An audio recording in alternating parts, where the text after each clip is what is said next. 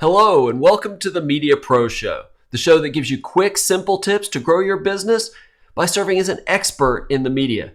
Learn how to get all the TV, radio, podcast, newspaper, magazine, and online interviews and media appearances that you want, and learn how to be great in those media appearances. I'm Dr. David Geyer, orthopedic surgeon, sports medicine specialist, and media health and wellness expert. Today, we're going to talk about a problem that I actually personally struggle with when I do interviews, and I expect that most experts do, even if they don't realize it.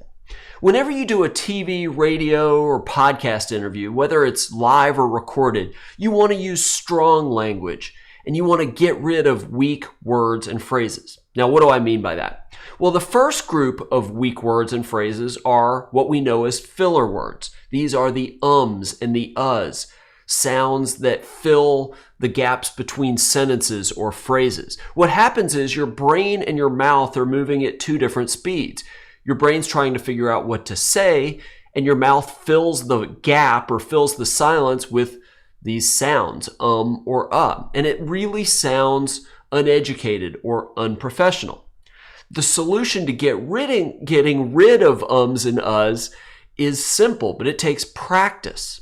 When you're trying to figure out what to say next after a phrase or after a sentence, instead of making sounds like or don't say anything. Pause, breathe. That pause might feel like an eternity, but I promise it's not actually that long. You'll be able to do it, and you're going to sound like you're thinking of what to say. You're going to sound like somebody who knows what he or she is talking about. The second group of weak words and phrases are the modern day filler words. These words started with the younger generations, but now they've become pervasive throughout society. And they're very noticeable because people start their sentences with them. And these words, of course, are like and so. Very, very common. Just imagine, so what I'm trying to say is, so what he did was, or what he said was, so many people use these. Just pay attention to it the next few days, just talking to random people. Talk to your friends, talk to your family. I promise you'll hear like and so all the time. But even though they're so common, you want to get these out of your speech because they make you sound uneducated. And the third group of weak words, weak phrases, this is where I really struggle. These are the phrases you know and I think. A few years ago, my media coach would watch every live interview I did on the local ABC station here. And after every one of those interviews, she would get on to me saying, "Stop saying I think. Of course you think it. You're the one they're interviewing." And for me, you know, is what or is to everybody else. It's a filler word. But really, I think is the one that I really struggle with, both in media interviews and honestly in everyday life. If you work in a field, and I suspect most of you work in a field where there are differing opinions, what you may believe may be different than what another person in that field believes. But rather than saying, I think, and then X, there are better ways to say it. Maybe you say, in my opinion, blank. Or you say, while some experts feel this way, I believe that whatever. That makes you sound much more educated, much more well-spoken.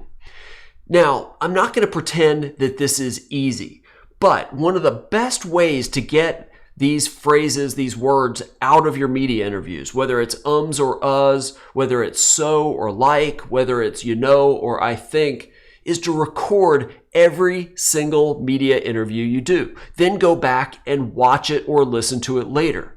You'll be stunned how often you do it. I mean, really, really surprised how often it happens and you don't even know it. And it'll make you want to get these out of your speech. Now, at first, I completely admit focusing on getting rid of these weak words and phrases, it might hurt you in the short term in your media interviews.